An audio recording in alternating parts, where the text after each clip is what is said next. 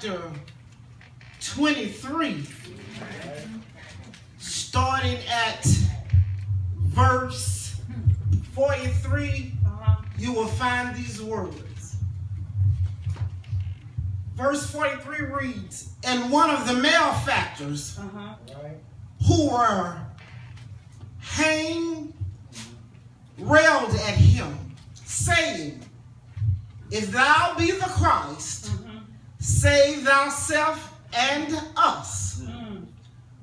Verse 40 says, but the other, answering, rebuked him, saying, doest not thou fear God, seeing thou art in the same condemnation? That was a question.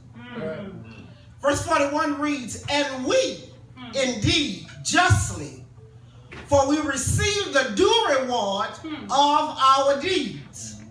But this man hath done nothing amiss. Verse 42, where I take my text, and 43, and it reads, and he said unto Jesus, remember me when thou comest into thy kingdom. Let me read that again because we got it wrong. We believe he said, will you remember me? But he says, he says, remember me when thou comest into thy kingdom. Verse 43 reads, and Jesus said unto him, verily I say unto thee, today shalt thou be with me in the paradise. I'd like to use for a subject a response to a dying thief request. A response to a dying thief request. If we were asked the question today to a body of baptized believers, Come on now. if we ask the question, what is paradise? Well, I'm glad you asked. But one might answer, paradise is a place where there is peace, solitude, blue skies, blue water, surrounded by tall palm trees. That's not what I'm talking about, though. Perhaps that's not the answer. One may even add paradise is what I long to see. Paradise is what I work for every day. But Dr. Luke gives us a different meaning of paradise. Dr. Luke gives us another account of paradise. The word paradise is defined as an area enclosed by a wall or a garden.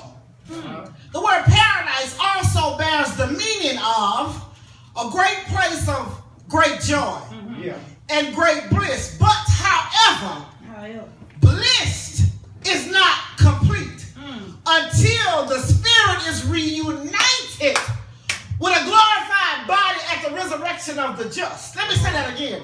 However, bliss is not complete until the spirit is reunited with a glorified body at the resurrection of the just. Well, let's examine the text. Prior to this preordained approaching, Jesus had already decreed a promise to two thieves. Jesus knew the one that hung on his right would ask for forgiveness.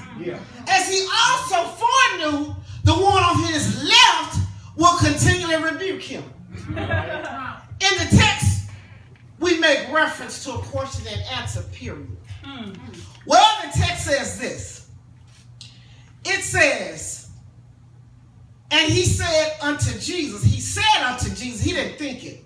He said, remember me when thou come into thy kingdom. Well, when he says remember me, let's do spiritual ping pong. asked Jesus a question, will you remember me? Jesus didn't answer him immediately. Right. Jesus foreknew the answer. The point I'm trying to make is this. Jesus being all powerful, all knowing, and all of his sovereignty didn't have to answer him immediately. Because it was, he foreknew prior to this day, that day that was set aside for paradise, that he would be with him. So he didn't have to ponder because he was God all by himself.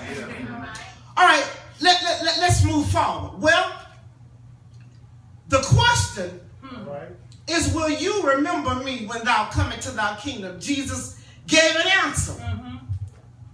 But he did answer him. He did answer him directly.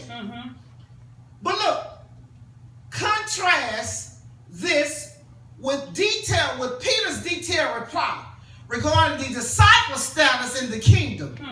Come on. Well, in Matthew 19 and 27, it says this, give me a minute. It says this to Peter's reply. He says, 19 and 27.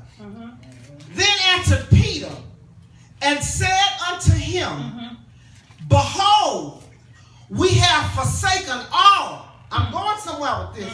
All right. And followed thee.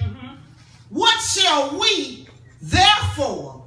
Verse 28 says, and Jesus said unto them, verily I say unto you, that ye who have followed me in the regeneration, when the Son of Man shall sit on the throne of his glory. Listen like this. Ye also shall sit upon 12 thrones, judging the tribes of Israel. Now, in my reading that, let me go back to Luke. When Jesus, when the man answers this question, and by the way, the Bible doesn't give an account of who the thieves were. It says the malefactors. It refers to them as the malefactors. Let me get back over here. Just a second, I'll be out your way in a minute. Okay, and in verse 43, back in Luke, and Jesus says unto him, brother, verily I say today, thou shalt be with me in paradise. Well, the two thieves couldn't go with Jesus at that particular time. Why not? I'm glad you asked.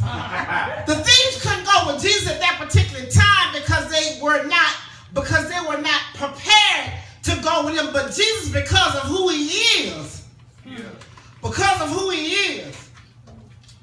he didn't have to wait. You know how we do.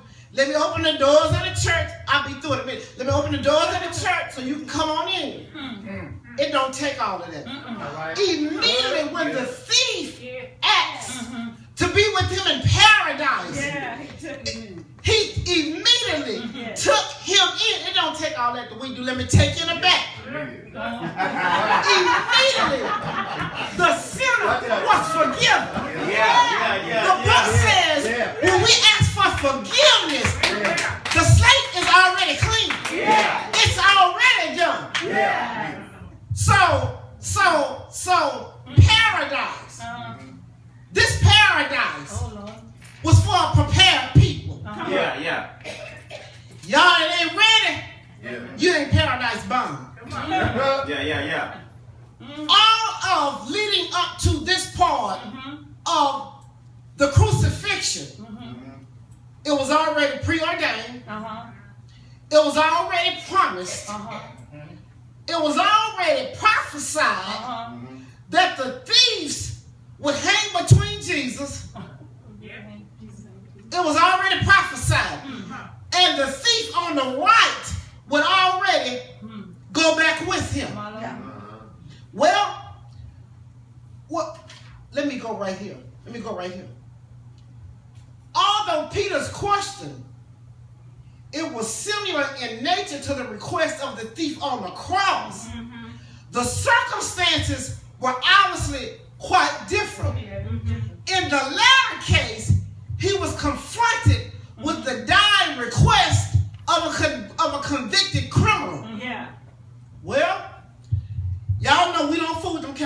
know, we saved, sanctified. We don't fool with them folks. We don't fool with drunkards. We don't fool with alcoholics. Because we're saved, we're sanctified, and we're favored by the Lord. But look, let me tell you something. If you are measuring yourself up to Christ, you better remeasure yourself.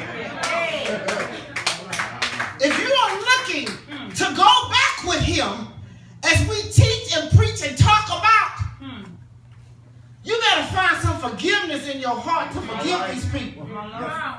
Yes. Christ could have cast him away, but because he was gone all by himself, he immediately took him on up. So what am I saying? Look. If we are, I can't see y'all. If we are to be with him in paradise, then we must do as Jesus did. Look at Jesus.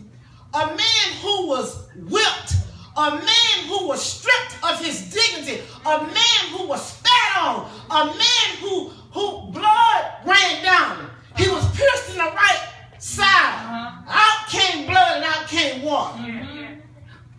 So who are we? See, this is what this text is about. Who are we? That we can't forgive each other. And if we want to go back with him, then we must forgive. And once we forgive, we can be like the thief on the cross. We will be able to go back with him. Let me take my seat. That ends my text.